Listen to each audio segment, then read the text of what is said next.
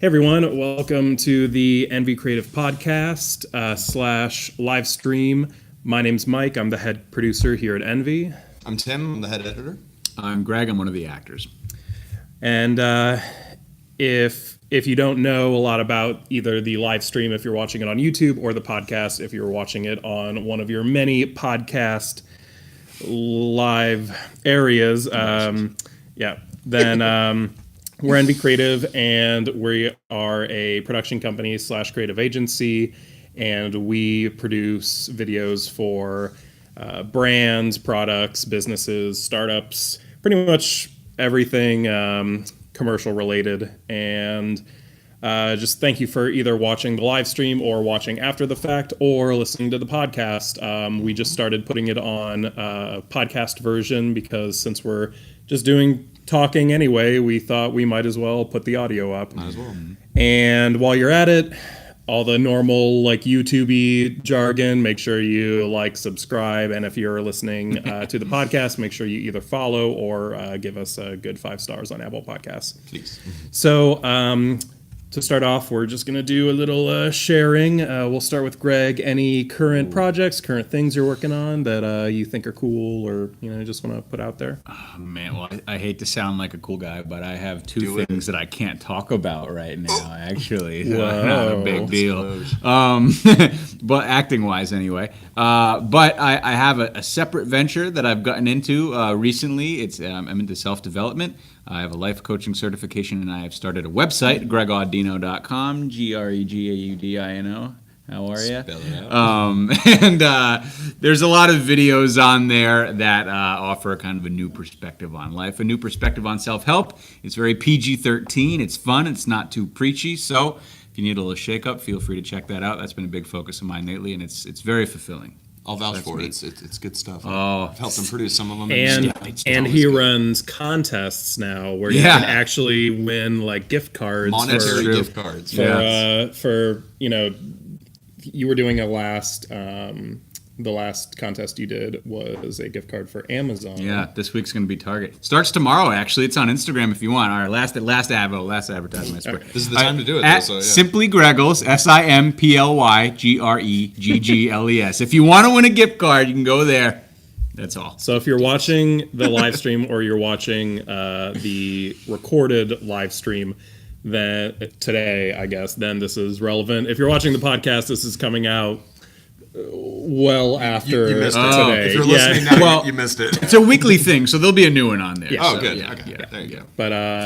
But yeah, you did one where you had to get a screenshot of an ugly screenshot. Yeah, that's the same contest every week. Basically, Tim and Mike understand this very well. We do there's a lot of editing, which results in a lot of horrifying, ugly screenshots. And, a big part of my site is self-deprecation. So it's a lot of fun for people to submit their ugliest screenshots, and the ugliest one gets a gift card. That's how it is. So. One thing that people said is that you're a good-looking guy, so it was really hard to find a bad screenshot of you.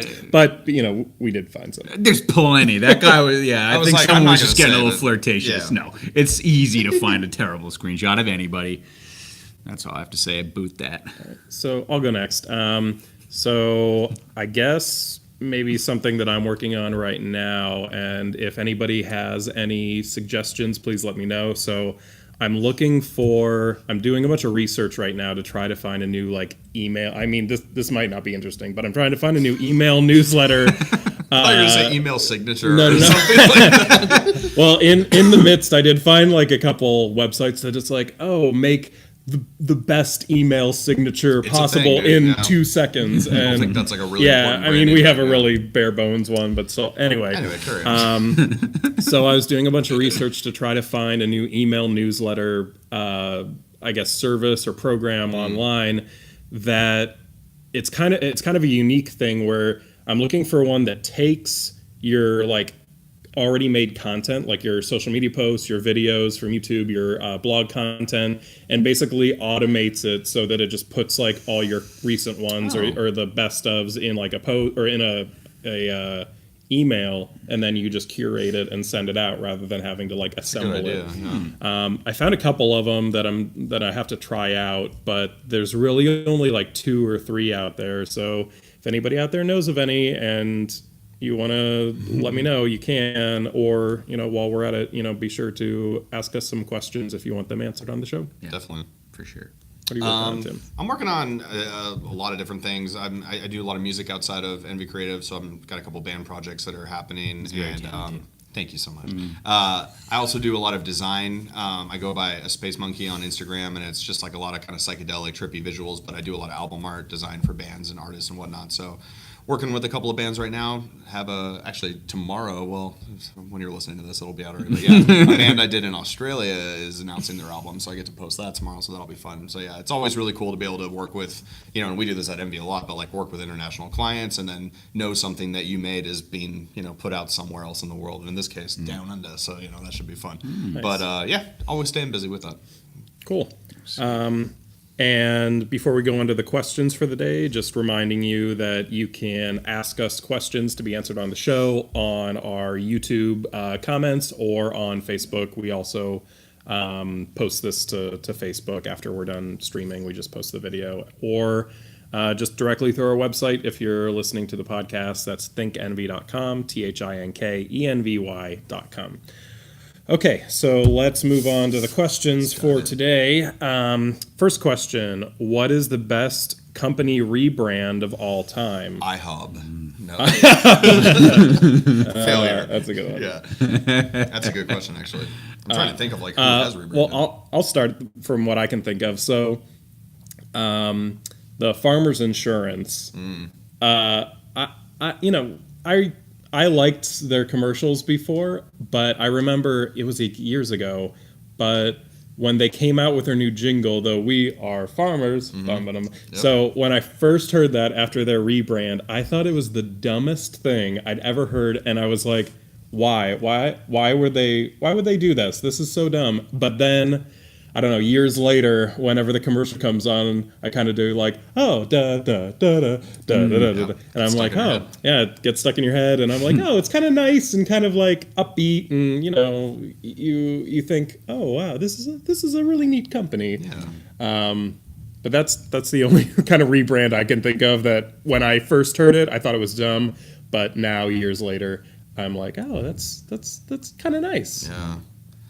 Probably like the best rebrand in terms of like how well it did was probably like when Apple retail really blew up and they started like branding Apple as we know it, the clean white, stores and the website redesign and all that. Because if you were using Apple back in like the, early 2000s or late 90s, it was like kind of dorky and like, clunky. It was like, oh, you want to buy an Apple computer? It's like, but once they rebranded and then especially with the iPods coming out and everything just got that Apple look that we all know. So, it's a look we try to nail a lot in commercials because they've kind of made a name for themselves. But that's probably the most like noticeable when I was thinking of like new logos or things like that people have done. But I don't know, nothing really stands out too much. But it's a good question though. I've been reading a lot about marketing recently, and I've recently read about like 3 examples of companies in the past that did a rebrand and like changed the entire market at the time. Of course, I didn't do my homework properly. No, I forgot them. But I think though, just for the person asking this, if this question is coming from a place of you're trying to rebrand your company, if it's related to that, I don't know. But be careful because like what Tim was saying with Apple, they all it stayed in one line. It was all technology. And one thing that's very unwise for companies to do, which a lot of people don't realize, is when they step into an entirely new market and assume that they'll be successful just because they've had success in one area and already have a big following or a lot of supporters. But virtually every study has shown that the companies that do this fail miserably just because of all the money that goes into advertising a new thing. Because a big part of marketing is just being first in the in the consumer's mind, not necessarily best. So once if you have a company and you're thinking about rebranding in some way, just be careful not to stray too far from what you're already doing. That's kind of a trick that a lot of companies fall into.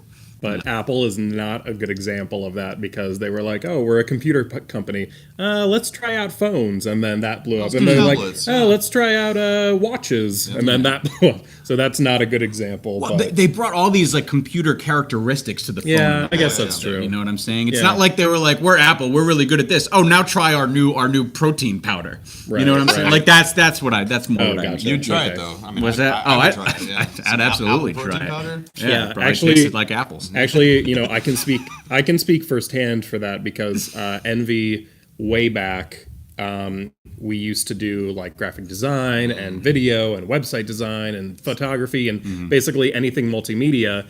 And then we decided we were just going to double down on video because that's what we think we did best.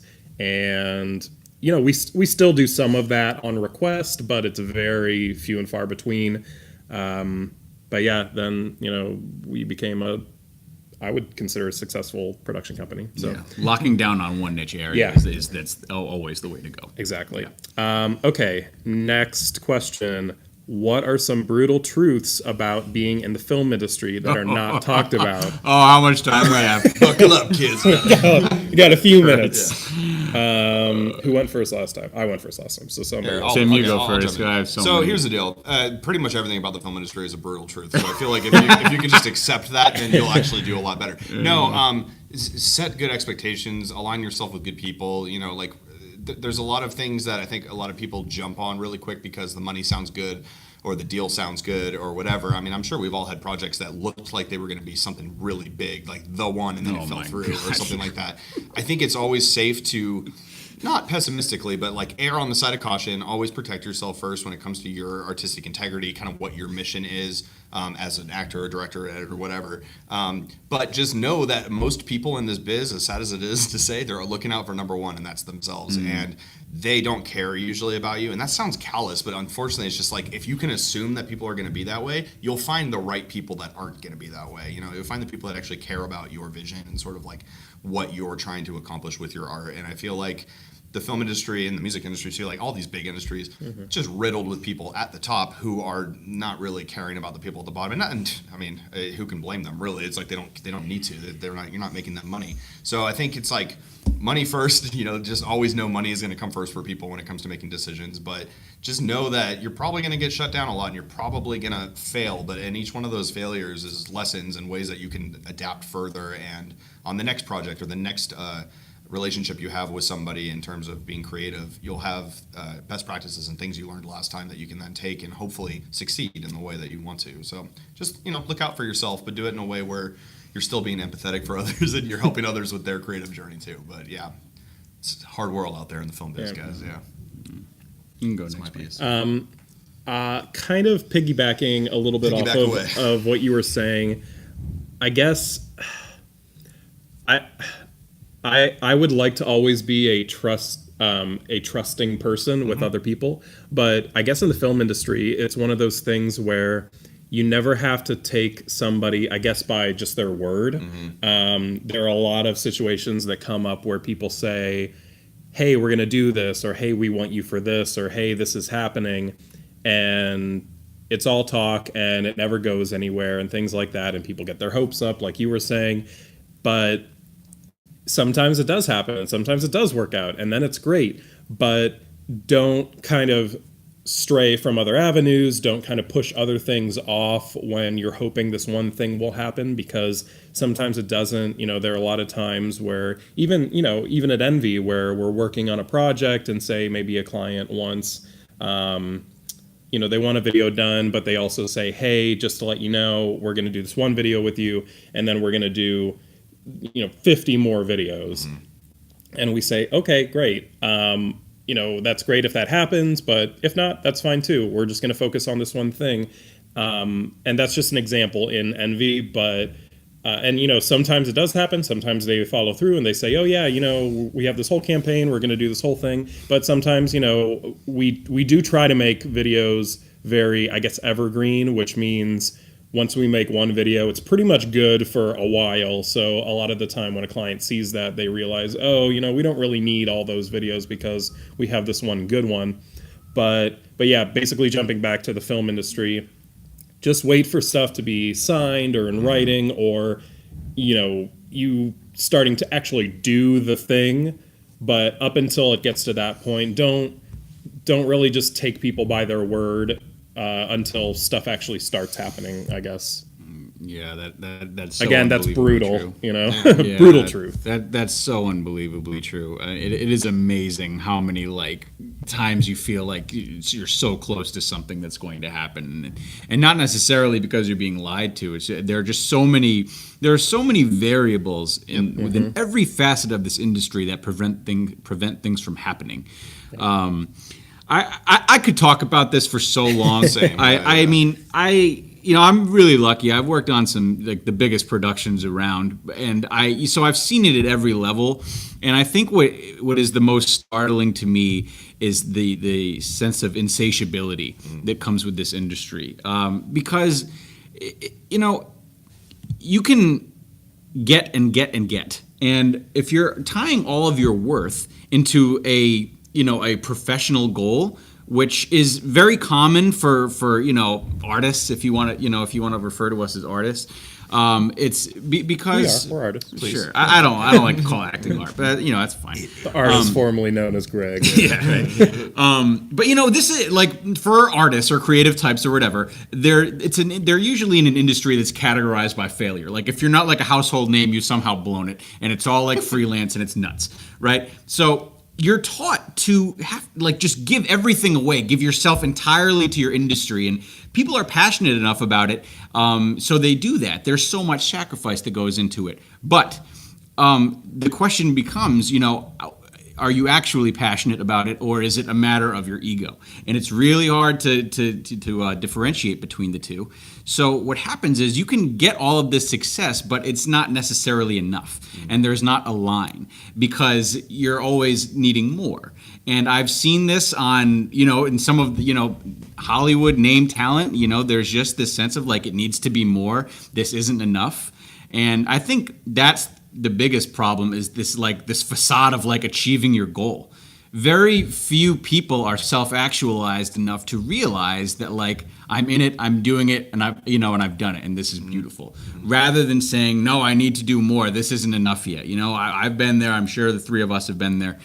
On a daily basis. It's unbelievable. So I think that just this idea of chasing a goal is it needs to play second fiddle to having self-worth and self-respect, outside of that. And a lot of people are not, not only in the film industry, but a lot of people just aren't tailored to do that.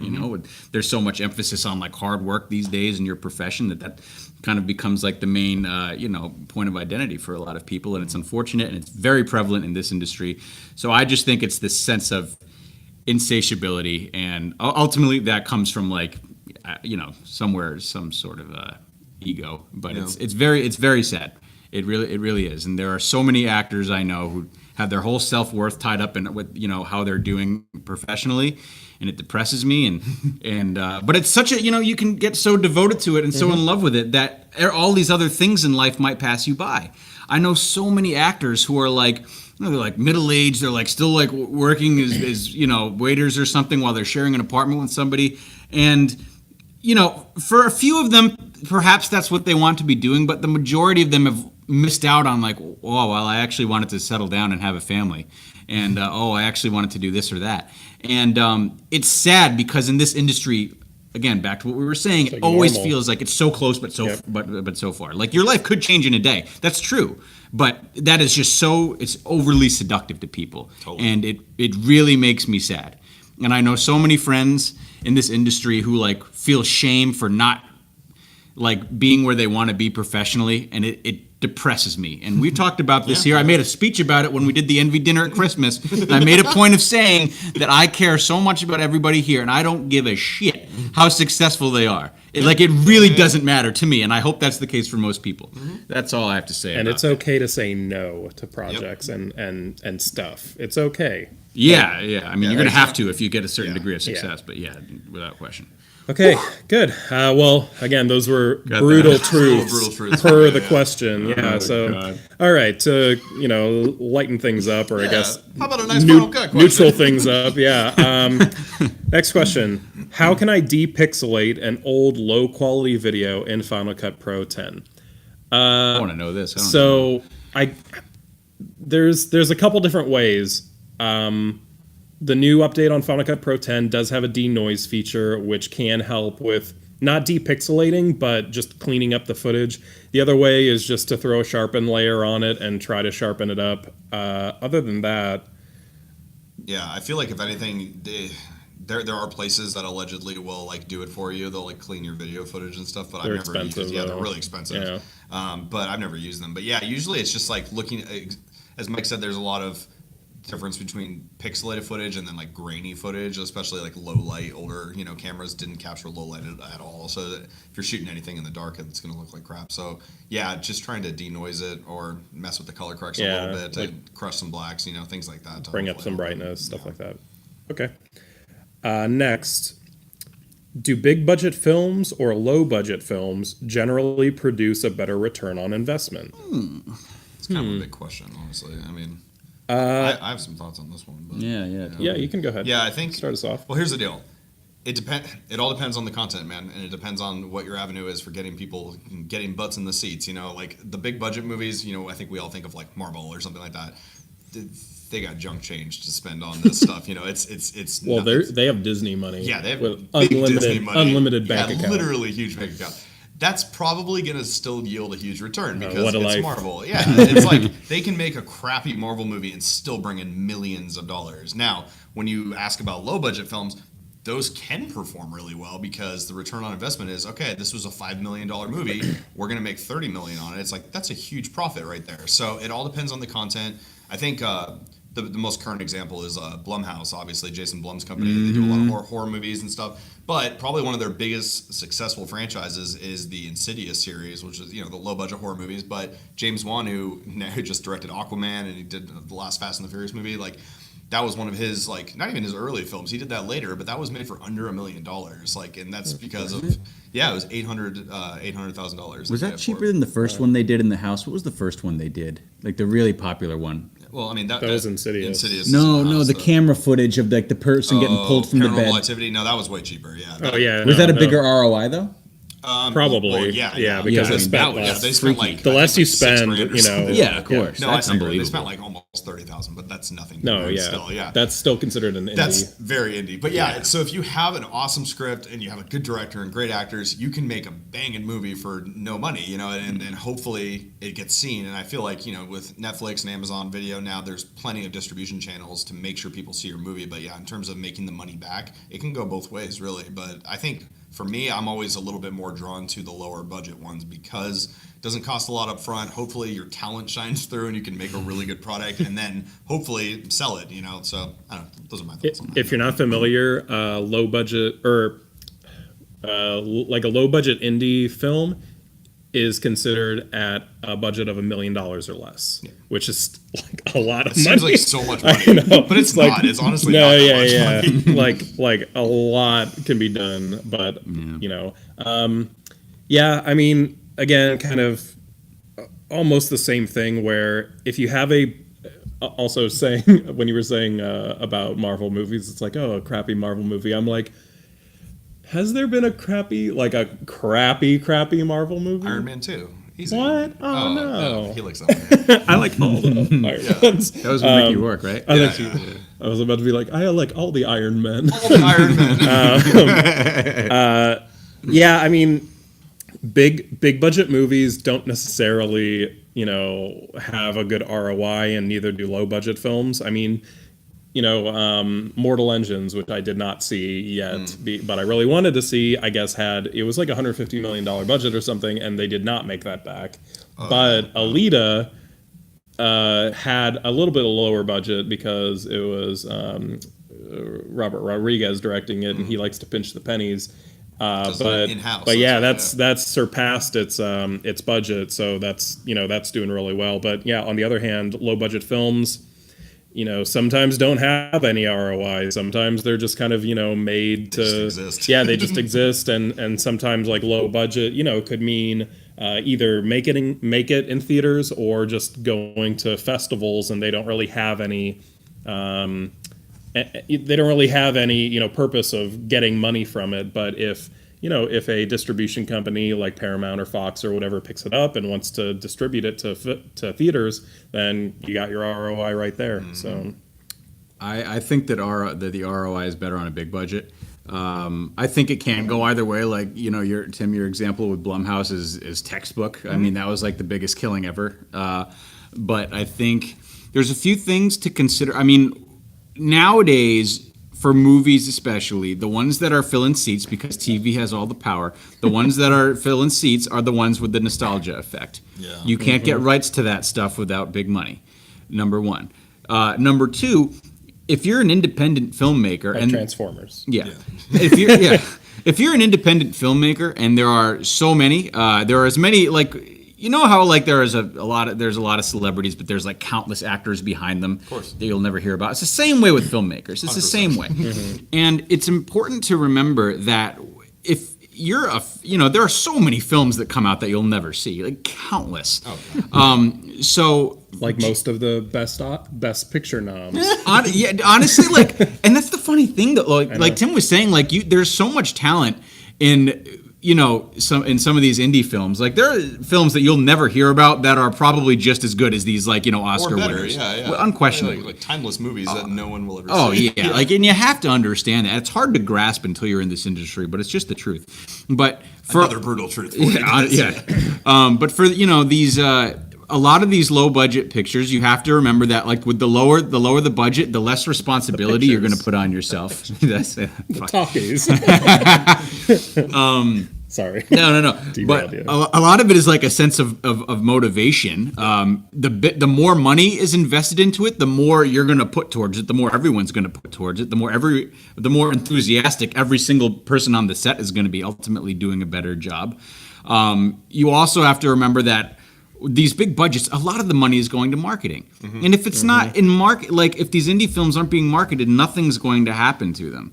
I mean, it's so rare. Like Tim was saying, like you can hope your talent shines through and it ends up in the right hands. But I mean, it's the same likelihood for that to happen as it is for some actor to get plucked off the street because of how they look. And that really hasn't happened since like the 1950s. Like it's true. So it's just different now. Because there is so much competition. Like this industry is getting more and more congested. And I know, like, there's more stuff coming out, sure, but there are more people coming in than there is stuff being produced. It is getting more congested. It is harder and harder to get seen, and money talks. So I would say that overall, a big budget definitely has a better ROI for those reasons. But it's not to say that indie films can't do well. I'm not saying that. That's what they're made for. Yep. Yeah, money makers. Yeah. It's this business it's money driven. It just is. That's why you have actors getting hired based on their Instagram followings and reality actors, like all this stuff. That's why. It's not about your talent necessarily. It's Wasn't about there a money. story with like Sansa from Game of Thrones that she got like hired over somebody else because of that or something? Oh, maybe, yeah. Somebody's social media following was bigger, yeah. Oh, that happens all the time. Yeah. I have people. I've had agents in the past tell me that like. The auditions and stuff I'd be getting, all our conversations would be much different if I had like an extra 50 or 100,000 followers on Instagram. Nonsense. Yeah. So that's one thing I was going to say just in closing is if you do want to, support low budget films because people like us make them, and I would encourage everyone at least once in their life, if you love film, if you love stories, go to a film festival. Like especially if you live in Los Angeles, there are dozens throughout the year that you can go to for free. Like every day. Yeah, no, dude, somewhere just go online and look up like you live in Sacramento film festivals and just find one because you'll find some awesome talent in your city. Even if you live in a small town, people do festivals. So like I've found some of my favorite movies at film festivals, and as Greg mentioned, a lot of people still haven't seen them, because there's no distribution, or they're indie and they're just available somewhere and you have to seek it out. So go support the small movies. Greg, what's that Netflix film that like you and all the other actors saw? It was like a couple of years ago, but it had some number in the title, but you said you all cried. Yeah, something. The one. Who's the girl? Let's go backwards. It was Brie Larson. Okay. It was something like 11 or something. Short-term 12. Short-term 12. That movie is unreal. But even still, that had a star in it. Yeah, but that was actually but big that was in comparison, though. Like Was to that- some. Well, I mean, it was like. But that low wasn't in budget, theaters. That was it straight was. to Netflix. No, it Yeah, was, that it was was in in theaters. theaters? Yeah, it was like a small. It's like Fox Searchlight or something. Yeah, but still, it was indie though. So very like limited distribution. I'll tell you about one more before we move on. This is it's a movie called Manic. I believe it's from 2001. It has a very young Zoe Deschanel and a very young Joseph Gordon-Levitt, and it's shot on like a handheld. I think it feels like. Yeah, I'm pretty sure it's a handheld, and it is a stunning, stunning movie. But again, this is before they were name actors.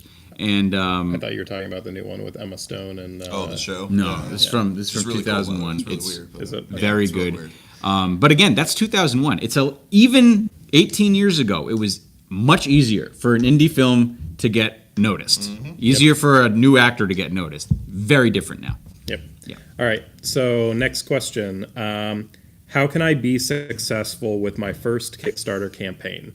Well, as a video production company that makes Kickstarter videos, and just as a person in general who has backed some Kickstarter stuff, videos are very, very important. I don't even know if you can have a Kickstarter now without a video. And the more shareable it is, the more funny and likable it is, then the more likely you're gonna have a successful Kickstarter. I mean, plain and simple. Yeah. I can speak to this. I've had a successful Kickstarter. Keep the change. I did a movie about 4 years ago now, 5 years ago when we funded it. But yeah, it was called In Residence, and we just raised $5,000 to try to make a little indie horror film. Speaking of indie film, but we were successful, and I'd like to think part of the reason why is we didn't have too lofty of goals. We had nice returnables, like things people will get, like posters and stuff, things that are easy to manufacture. But the video was really important. It was short, it was to the point, it was visually pleasing, had music, it was well rehearsed. It wasn't like a lot of that stuff. It was just very like it was casual, but still sort of like I don't know. A lot of people said that the reason they donated $5-10 was because the video sold it. So hire us to make your video, and we'll make sure that you get your money.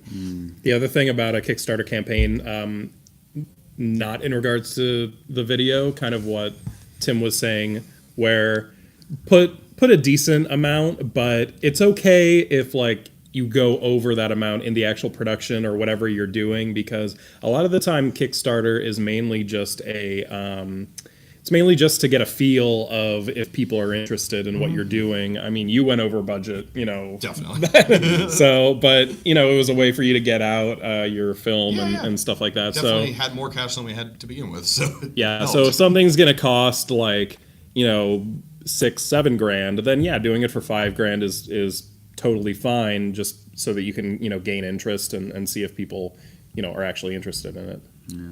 I mean, if you want your if it's a long-term Kickstarter, one of them long stem Kickstarter. If it's a long-term Kickstarter, you gotta kind of approach it from a marketing standpoint. Honestly, you have to. It's so easy with a Kickstarter to ask me. But in order to speak to people, you need them to trust you. So you need to you need to be vulnerable in your story. Let them know what they're really donating for. You need to think about your ideal donor, the person that this is really going to speak to, and try to reach out to them. You probably want to engage with people as well. Again, if it's long term, and you can kind of stay up to date, so they're informed of it and their brains aren't taken away from it. And what you guys were saying too about like posters and this and that, I mean, that makes it all the more enticing for people if there's some kind of fun reward for them at the end of it, aside from donating. So yeah, there's a lot to consider, but the more people know you and trust you, ultimately, the more they're going to be willing to donate, and they'll do that if you are being truthful and not exposing yourself, but exposing yourself. You know what I mean? But yeah, so being open, being engaging, letting people in on the story, and building some form of trust and connection, so they know where their money is going, and they're more confident to give it to you. Yeah, and when we've done Kickstarter videos, we have a number of successful Kickstarters that we've done videos for, and we actually have a page on our website called like successful crowdfunding videos that we've done for successful campaigns, and we always suggest that the client just take a video of themselves. We normally coach clients on how to be in the video, the best lighting, the best environment, the best microphone that they can use, just so they can send us the video footage so that we can put it into the video that we're producing for them. Some don't have that, and they just want to kind of double down on the actual production quality of the main video, and they don't want to be in it.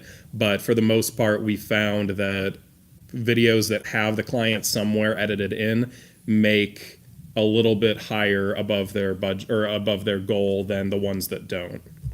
So, all right, last one. Who are the most successful YouTubers?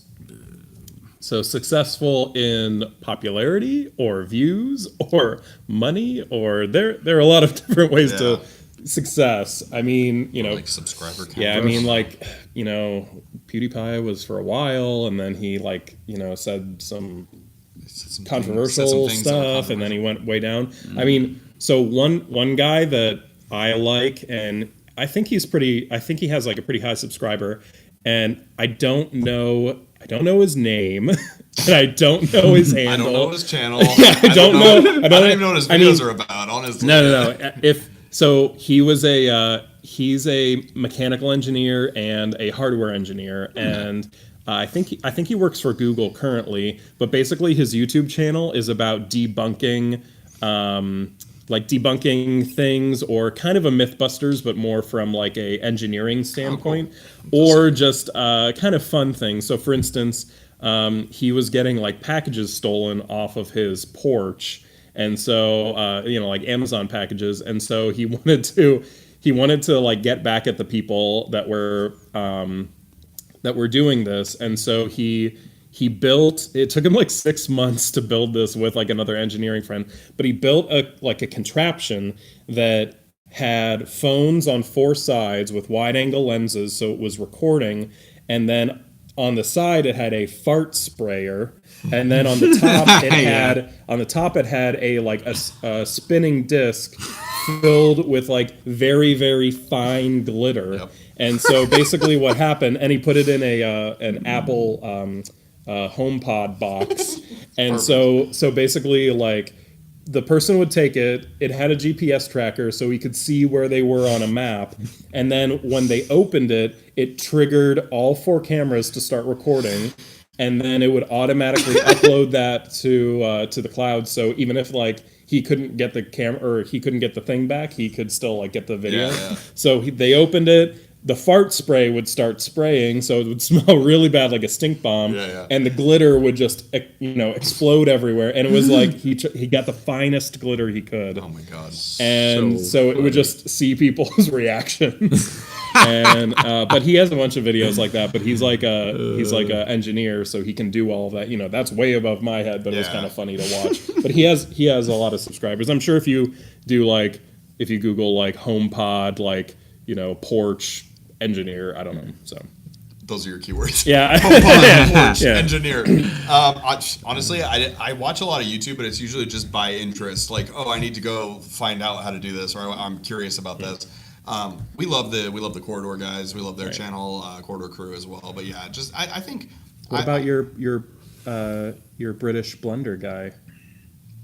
Oh yeah, I forgot his name though. Yeah, I felt bad. No, I'm still learning it, but yeah, I was diving into Blender a month or 2 ago, and yeah, I found a guy on Blender tutorials that was like really, really helpful. That's the thing. We tell you to use YouTube for tutorials all the time. It's probably like my chief recommendation, but like Mike, I don't have any handles for you or anything.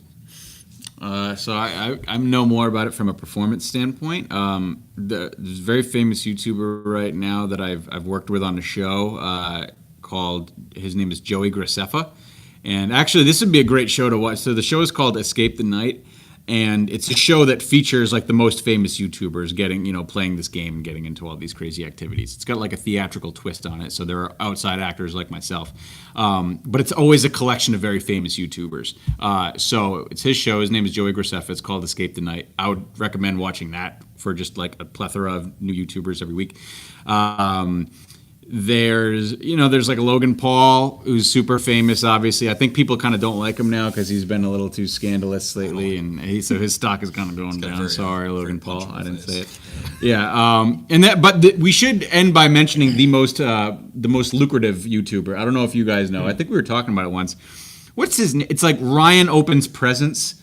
I think it's the that's what little it is. kid, right? This is a 7-year-old kid. Yeah. I haven't seen it. But I know him. you guys were talking This about kid, it. I think he's 7. He opens. It's just him opening gifts and like reviewing them and like being cute. And I don't know how this happens. I think this kid made I think he makes like $26 million a year. I think it's something like that. And I'm telling you right now, if I'm a kid watching this, I would hate him. Yeah. I'd be so jealous. I don't know how he's so popular, but people. Probably, Yeah, but people love him, and so that kid is he is the most lucrative. He probably gets the most views. And I don't know if you're a child and you want to see presents being opened, go to him. Or if you're a parent looking to buy presents for your children, I guess go to, I think it's Ryan Opens Presents, something like that. He'll come right up. Don't worry about it. All right, cool. Well, that's all we have for you today. Again, if you like the video, make sure you like the video and subscribe to the YouTube channel. If you're listening on podcasts, make sure you either follow the podcast or you give us a nice 5 stars on Apple Podcasts. And we will catch you next time. Cheers, guys. Toodles. Bye.